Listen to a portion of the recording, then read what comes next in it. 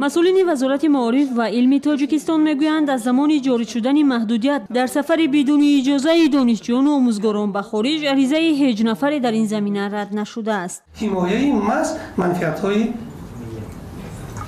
شهروندان کشور ما است خلاص. نسبت یگان نفر تا به این روز ما جواب رد ندادیم که نه شما سفر نکنید. این حادثه تا به این روز رخ نداده است و رخ نمی‌دهد. طبق یک قاعده نوی وزارت معارف از ماه فوریه آموزگاران و دانشجویان، محققان و پروفسوران تاجیک دیگر حق ندارند بدون اجازت مقامات به سفر خدمتی و یا تحصیل به خارج روند. این تصمیم از جانب بسیاری ها همچون نقض حقوق دانشگاهی ها برای حرکت و سفرهای آزاد انتقاد شد.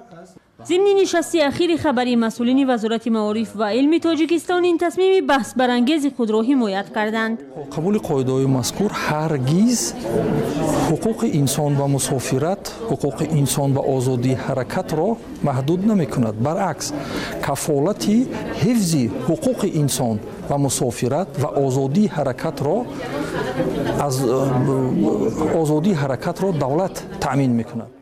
کارشناسان ضرورت قاعده های نو را زیر سوال میبرند. این اجازت دهی و اجازت گیری و غیره رو من نمیفهمم که به خاطر چیست. به خصوص در حالت هایی که خودی وزارت بر علاوه اعلان کرده است که ما هیچ کس سفرش رد نکردیم و رد نخواهیم کرد. پس معنی چیست؟ در نیم سال اولی سال جاری به وزارت معارف و علم کشور با درخواست اجازه سفر خارجی 620 نفر از جمله محصلان و آموزگاران و پژوهشگران مراجعت کردند. برخی از منعقدان دیگر این تصمیم را تشویش‌آور نامیده میگویند که دانشگاهیان که با هدف تکمیل اختصاص آموزش‌های نو و سخنرانی در محفل‌های بین‌المللی سفر می‌کنند گروه پیشبرنده روشنفکران جامعه هستند.